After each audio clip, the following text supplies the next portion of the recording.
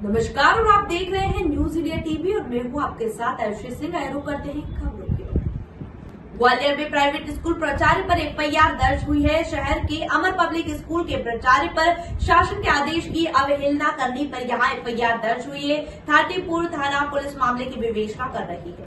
दरअसल ग्वालियर कलेक्टर की पहल पर प्रदेश में पहली बार पुस्तक मेले का आयोजन किया गया। मेले में जिले के सभी प्राइवेट स्कूलों की ड्रेस, किताब सहित अन्य स्टेशनरी उपलब्ध कराई गई है।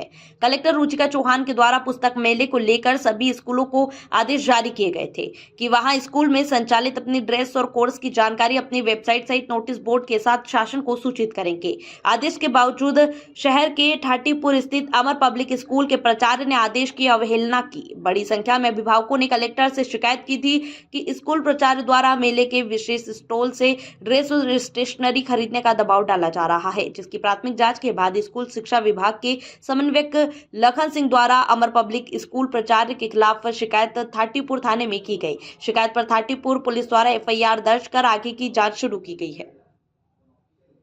ये शिक्षा विभाग की तरफ से शिकायत प्राप्त हुई थी कि कोई अमर पब्लिक स्कूल के प्राचार्य के द्वारा जो है लोगों पर किसी विशेष जगह से किताबें पुस्तकें खरीदने हेतु दबाव डाला जा रहा था। इस संबंध में शिकायत पर शासन आदेश की अवहेलना के संबंध में इसमें एफआईआर दर्ज की गई है। इसमें आगामी कार्रवाई कर रहे हैं। ग्वालियर में महज टॉयलेट की सफाई को लेकर फसाद हो गया। लोहिया बाजार इलाके में टॉयलेट की सफाई को लेकर एक ही परिवार के दो पक्ष भिड़ गए। गुप्ता परिवार के राजा गुप्ता और सचिन गुप्ता में टॉयलेट की सफाई पर बहस हुई। बहस बढ़ गई तो विवाद हो गया। डंडे से मारपीट हुई, जिसमें परिवार के दो संजय गुप्ता और श्याम गुप्ता को चोट लगी। सचिन गुप्ता, ओम गुप्ता और कृष्ण गुप्ता पर मारपीट का आरोप लगा है। घटना के बाद दोनों पक्ष कोतवाली थाने पहुंचे। कोतवाली पुलिस से मारपीट की एफआईआर दर्ज कर जांच शुरू कर दी है। ये अभी प्रथम दृष्टया थाना कोतवाली अंतर्गत लोहिया बाजार में घटना सामने आई थी, जिसमें एक ही परिवार के दो लोग बाथरूम की सफाई को लेकर झगड़े थे, जिसमें जिसको चोट लगी उस पक्ष के द्वारा इसमें अपराध कायम कराया गया है, जिसमें अग्रिम विवेचना कर रहे हैं। शिवाजी यूनिवर्सिटी से संबद्ध कॉलेजों की यूजी सेकेंड ईयर की परीक्षाएं आज से शुरू हुई। वहीं यूजी थर्ड ईयर की परीक्षा 4 अप्रैल से शुरू होगी।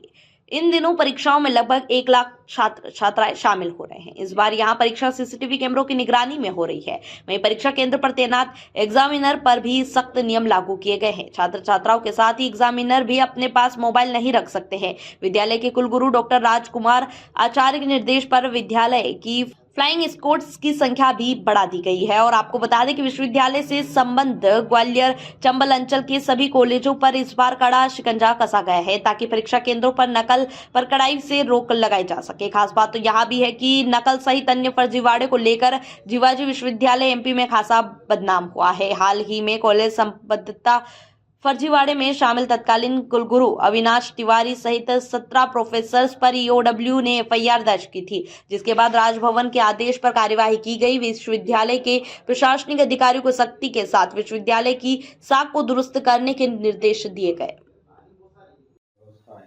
शिवाजी विश्वविद्यालय की मुख्य परीक्षाएं आज से शुरू हो गई हैं और जो लगभग हमारे 125 परीक्षा सेंटर हैं, परीक्षाओं के केंद्र बनाए गए हैं, जिन पे हमने इस बार नकल पर प्रभावी अंकुश लगाने के लिए सभी को सीसीटीवी कैमरों में से उनको हमने जोड़ा है और हमने फ्लाइंग स्क्वाड उड़न दस्ता बनाए हुए हैं।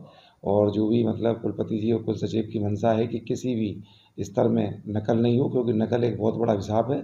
इसलिए हमारे आज उड़न दस्ते भी गए हैं और लोकल उड़न दस्ते भी हमने बनाए हैं।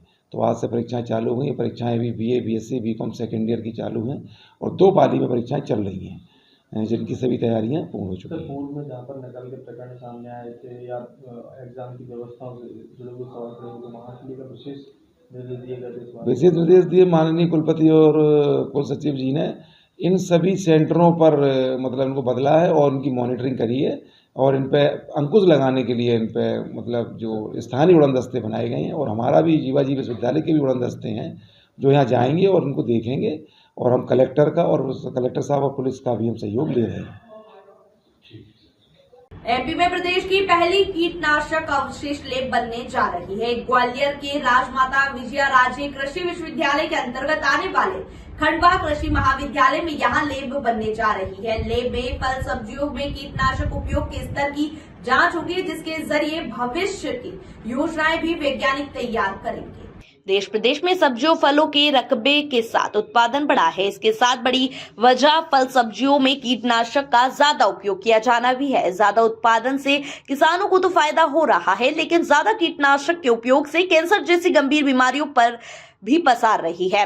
और ऐसे में फल सब्जी उत्पादन में बढ़ रहे कीटनाशक के स्तर का आकलन करने के साथ ही उससे होने वाले नुकसान को पहचानने के लिए फ्रूट वेजिटेबल कीटनाशक अवशेष लैब का निर्माण शुरू हो गया है। लगभग 3 करोड़ रुपए की लागत से बनने जा रही यह अत्याधुनिक लैब प्रदेश की पहली और देश की दूसरी लैब होगी। अभी सिर्फ गुजरात के आनंद कृषि विश्वविद्यालय में यह लैब है। इस लैब में 5 एक्सपर्ट काम करेंगे, लेकिन शुरुआती दौर में 2 एक्सपर्ट वैज्ञानिकों की नियुक्ति कर दी गई है और भविष्य में 3 अन्य वैज्ञानिक नियुक्त किए जाएंगे। सबसे पहले सब्जी मंदिरों से सैंपल लेकर उन पर रिसर्च और टेस्टिंग की जाएगी। इसमें खास तौर से क्लोरिनेटेड हाइड्रोकार्बन और ऑर्गेनिक फॉस्फेट होते हैं, जिनका सीधा असर किडनी और लीवर पर पड़ता है।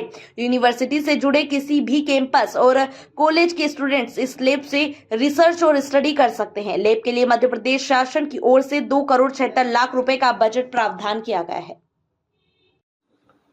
दरअसल में आप लोग देख रहे होंगे कि इस समय पूरे देश में आम जनता ये कह रही है कि भोजन में बहुत सारा पेस्टिसाइड आ रहा है, लेकिन वो पेस्टिसाइड कहाँ से आ रहा है, कितना आ रहा है, कितना प्रयोग हो रहा है, उस पे पूरे देश में व्यापक रिसर्च चल रही है। मध्य प्रदेश में हमारे जो किसान कल्याण एवं कृषक विकास विभाग है, वहाँ से माननीय मंत्री जी जो ऐदल सिंह कंसाना जी हैं, उनकी तरफ से हमको एक नया परियोजना मिली हुई थी। उसका काम अब हम लोग शुरू कर रहे हैं। वो परियोजना थी कि पेस्टिसाइड अवशेष लैब तैयार करें। अगर आप ऐसे देखेंगे तो भारतवर्ष में पेस्टिसाइड का प्रयोग काफ़ी बढ़ गया। मुख्य रूप से ये प्रयोग सब्जी वाली फसलों पे ज़्यादा होता है। सब्जियों में भी अगर आप देखेंगे तो मिर्ची जो है उसमें सबसे ज़्यादा पेस्टिसाइड का प्रयोग होता है। नंबर 2 पे जो प्रयोग होता है वो टमाटर में, उसके बाद में गोभी की फसलों में होता है और अन्य जितनी भी सब्जियां हैं उनमें भी काफ़ी प्रयोग होता है।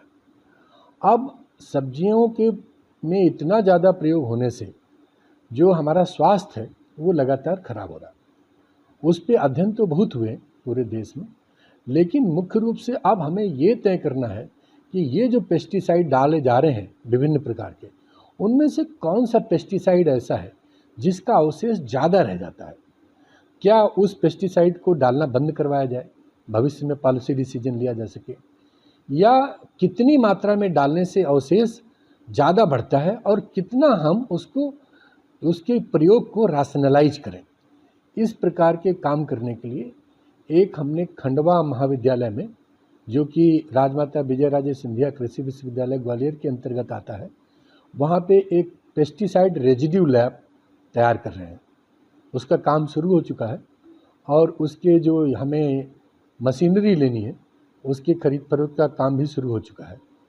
तो वहाँ पे 2 वैज्ञानिक भी नियुक्त किए जा चुके हैं, इसके लिए आइडेंटिफाई किए गए हैं, वो उस पे काम करेंगे। तो हम लोग देखेंगे कि मुख्य रूप से जो सब्जियां किसान पैदा कर रहे हैं, पैदा करने के बाद में उसमें कितनी मात्रा में ये जो इंसेक्टिसाइड पेस्टिसाइड का जहर है वो हमारे भोजन में जा रहा है, उसका हम एक व्यापक रूप पे ना सिर्फ परीक्षण करेंगे बल्कि अनुसंधान करेंगे।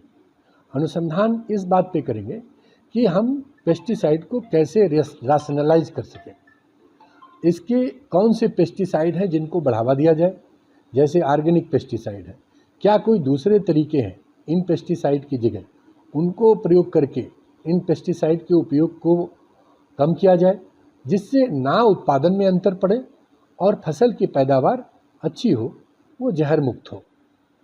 ग्वालियर पुलिस ने महिला की हत्या करने वाले आरोपी ससुर और देवर को गिरफ्तार कर लिया है। वहीं पुलिस ने हत्या की वारदात में उपयोग किया गया चाकू भी जब्त किया है।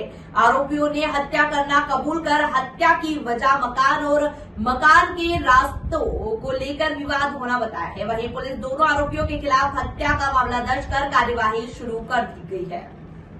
दरअसल ग्वालियर के बहुड़ापुर थाना क्षेत्र रविदास नगर में रहने वाले 40 साल की भारती जाटव का मकान को लेकर अपने देवर राहुल और ससुर अंतर सिंह से विवाद चल रहा था। इसी विवाद के चलते बुधवार देर रात देवर राहुल और ससुर अंतर सिंह भारती के घर पहुंचे थे। यहां मकान को लेकर उन लोगों में कहासुनी हो गई, जिसके बाद झगड़ा ज्यादा बढ़ने पर राहुल और अंतर सिंह ने भारती की चाकू से गोद कर हत्या कर दी और मौके से फरार हो गए। घटना की जानकारी मिलने पर पुलिस मौके पर पहुंची और जांच पड़ताल की तो पता लगा कि भारती का पति संजय इसमें एक तस्करी के मामले में इंदौर जेल में सजा काट रहा है और इससे पहले भी भारती का ससुर और देवर से मकान को लेकर विवाद हुआ था, जिसकी दोनों की तरफ से थाने में एफआईआर भी दर्ज की गई थी। सर ये कल रात में बोडापुर थाना क्षेत्र में जो घटना हुई है उसकी इन्वेस्टिगेशन में यह भी आया है कि आरोपी उस मृतका के ससुर और उसके देवर हैं। ये साथ में रहते थे और इनका जो मकान है, मकान को लेके प्रॉपर्टी का इशू था। महिला का पति पूर्व से ही एनडीपीएस के एक मामले में जेल में बंद है, तो पारिवारिक मकान को लेकर कुछ विवाद हुआ। विवाद के दौरान जो स्टैबिंग हुई, स्टैबिंग में उसकी मृत्यु हुई है। दोनों आरोपियों को ही कस्टडी में ले लिया गया है, अरेस्ट करके न्यायालय पेश किया जा रहा है। वजह क्या बता रहे दोनों आरोपी?